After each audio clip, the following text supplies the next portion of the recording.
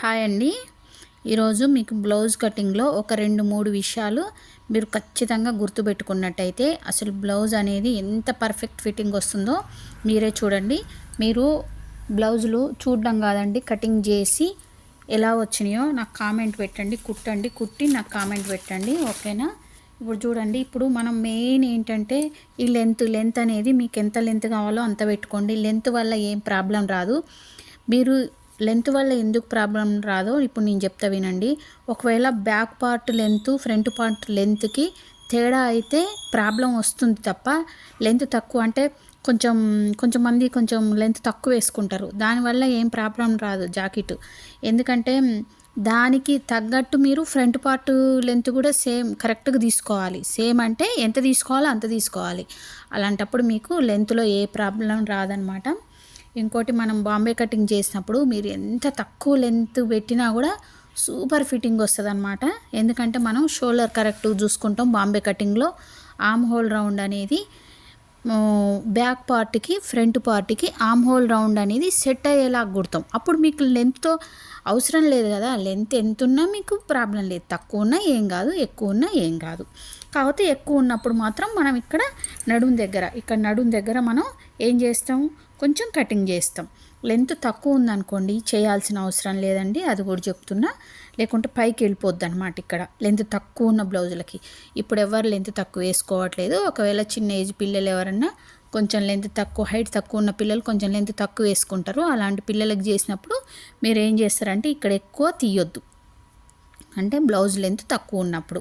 ఇంకొక విషయం, ఇప్పుడు షోల్డర్ ఒకటి మీరు ఏం చేయాలి, ఒకవేళ సైజ్ బ్లౌజ్ ఉందనుకోండి, సైజ్ బ్లౌజ్తో బ్లౌజ్ కటింగ్ చేసినప్పుడు సేమ్ నెక్ పెట్టి సేమ్ షోల్డర్ పెట్టిరనుకోండి, సేమ్ నెక్ పెడితే అంటే వాళ్ళు ఇచ్చిన బ్లౌజు సేమ్ నెక్. ఇప్పుడు ఇది ఉంది, 4 మడతలు వేసుకున్నా, ఇది చూడండి, ఈ సేమ్ నెక్ ఎంత ఉందో అంత పెట్టేస్తున్నప్పుడు మీకు దీనికి ఎంత షోల్డర్ ఉందో అంత షోల్డర్ పెట్టడం వల్ల ఎక్కడ తేడా రాదు, కరెక్ట్ వస్తుంది.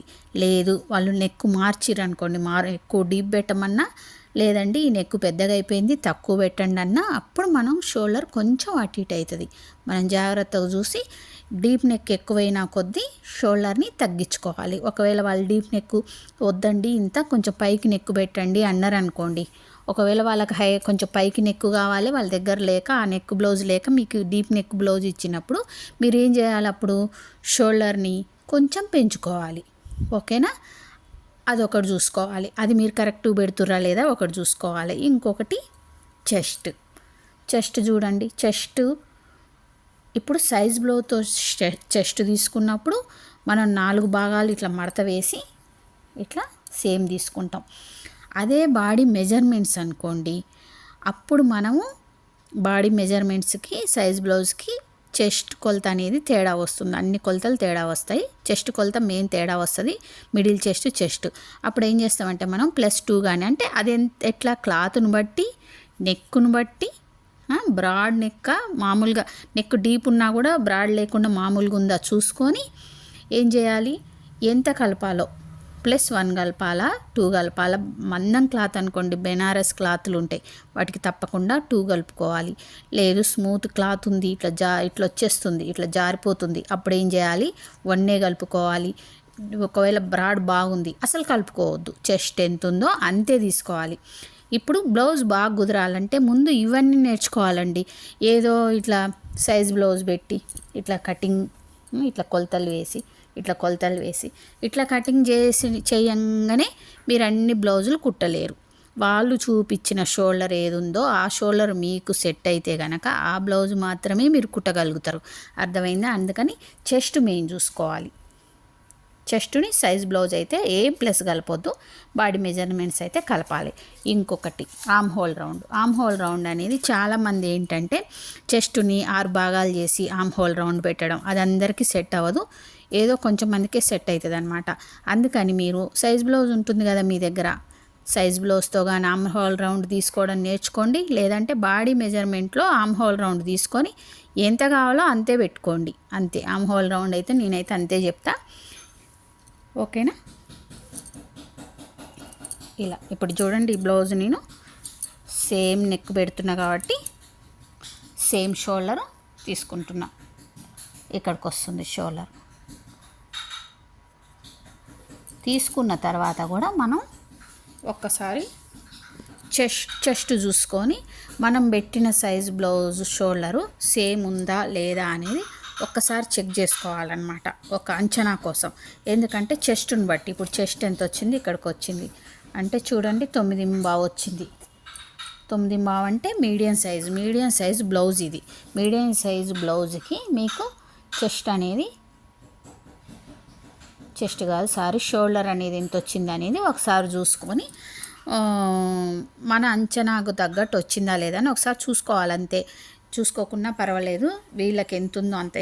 ఎందుకు చూసుకోవాలంటే ఒక్కోసారి ఏమవుతుందంటే షోల్డరు ఇట్లా పెట్టడంలో కూడా తేడా అవుతుంది. ఇప్పుడు ఇట్లా 4 మడతలు పెడతాం కదా, 4 మడతలు పెట్టినప్పుడు కూడా మనకు ఒకవేళ ఇట్లా అంటే అంత కాదు. ఇప్పుడు చూడండి, ఇది ఏంటంటే వేసుకున్న బ్లౌజ్ ఏమైందంటే ఇట్లా వస్తుంది. అందుకోసమని 1కి 2 సార్లు మీరు ఇట్లా లోపలికే ఎంతసేపు ఇట్లా లోపలికే చేసుకోవాలి. లోపలికి చేసుకొని జాగ్రత్తగా షోల్డర్ వేసుకోండి. ఓకేనా? మామూలుగా వేసుకోవడానికి అట్లా చూసి జాగ్రత్తగా వేసుకోవడానికి చాలా తేడా ఉంది. అట్లా షోల్డర్ని వేసుకోవాలి. వేసుకున్న తర్వాత ఇది మీకు అర్థమైంది కదా. ఇంకా మిడిల్ చెస్ట్ అంటే ఫ్రంట్ పార్ట్లోనే మనకు మిడిల్ చెస్ట్తోనే అవసరం ఉంది, బ్యాక్ పార్ట్లో అవసరం లేదు. ఇప్పుడు చూడండి, ఇక్కడ మీరు ఇది కూడా అండి, ఈ షోల్డర్ అనేది కరెక్ట్గా పెట్టినప్పుడు మీరు ఇది ఎంత ఎక్కువ కావాలంటే అంత ఎక్కువ పెట్టుకోవచ్చు. కాకపోతే ఇది అప్పుడు జరుపుకోవాలి లోపలికి.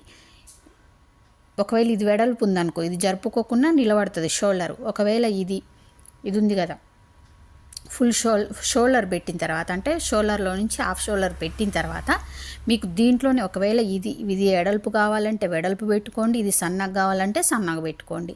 ఎట్లా పెట్టుకున్నా కూడా ఏం కాదు. ఇక్కడ పెంచొద్దు అనమాట. కొంచెంమంది అంటే కొత్తగా నేర్చుకునే వాళ్ళు ఏం చేస్తారంటే ఇది వెడల్పు కావాలని చెప్పి ఇక్కడ పెంచుకుంటారు, బయటకు వస్తారు.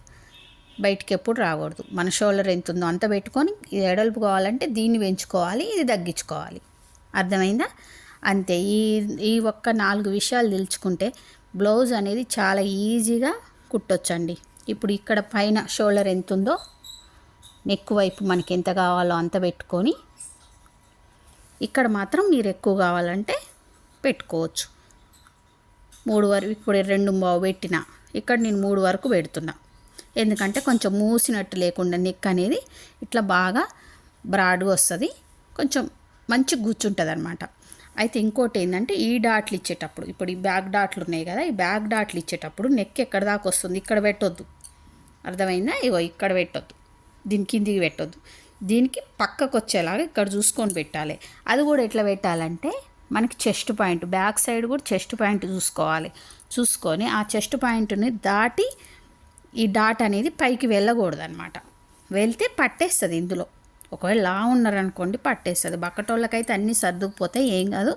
కొంచెం లా ఉన్న వాళ్ళకి పట్టేసి ఇందులో తేడా వస్తుంది, టైట్ ఫిట్టింగ్ అనేది వస్తుంది. ఒకవేళ ఫ్రంట్ పార్ట్ కూడా మిడిల్ చెస్ట్ కోసం ఎక్స్ట్రా తీసుకోలేదనుకోండి, తీసుకోకుండా కుట్టేసిరనుకోండి, ఇది పైకి వచ్చింది, అందులో ఫ్రంట్ పార్ట్లో మీరు మిడిల్ చెస్ట్ కోసం ఎక్స్ట్రా తీసుకోలేదు, అప్పుడు ఏమైంది, ఇందులో టైట్ వస్తుంది. అందుకోసం ఇది చెస్ట్ పాయింట్ అనేది దాటకుండా ఈ దాటించుకోవాలి.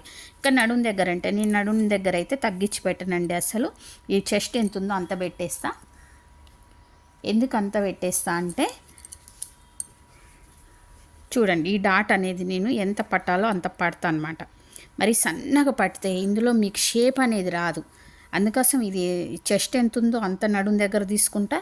డాట్ అనేది మంచిగా పట్టి ఇట్లా కుట్టినప్పుడు మీకు ఇట్లా జరిగి ఇట్లా షేప్ అనేది ఇలా వస్తుంది. బాడీ షేప్ ఎట్లుంటుంది, ఇట్లుంటుంది, అట్లా వస్తుంది అనమాట. అట్లా రావడం కోసం నేను ఈ నడుము దగ్గర అస్సలు తగ్గించను, ఈ డాట్ అనేది మంచిగా ఇస్తాను అంతే. బ్యాక్ పార్ట్లో మీరు ఈ జాగ్రత్తలు తీసుకొని, నేను సైజులు ఎందుకు చెప్పట్లేదంటే అందరికి ఒకే సైజులు ఉండవు. అందుకోసమని సైజుతో మీకు అవసరమే లేదు అసలు. ఏ బ్లౌజ్ అయినా సరే ఎలా కుట్టాలనేది నేర్చుకోండి. ఈ సైజ్ బ్లౌజ్ ఇలా కుట్టాలి, ఈ సైజ్ బ్లౌజ్ ఇలా కుట్టాలి, అలా ఎప్పుడు నేర్చుకోవద్దు. ఏ సైజ్ బ్లౌజ్ అయినా ఎలా కుట్టాలో నేర్చుకోండి. నా వీడియో మీకు నచ్చితే లైక్ చేయండి ఫ్రెండ్స్, సబ్స్క్రైబ్ చేసుకోండి, షేర్ చేయండి. మీ వాళ్ళు ఎవరైనా కొత్తగా టైలరింగ్ నేర్చుకునే వాళ్ళు ఉంటే తప్పకుండా షేర్ చేయండి. Thank you.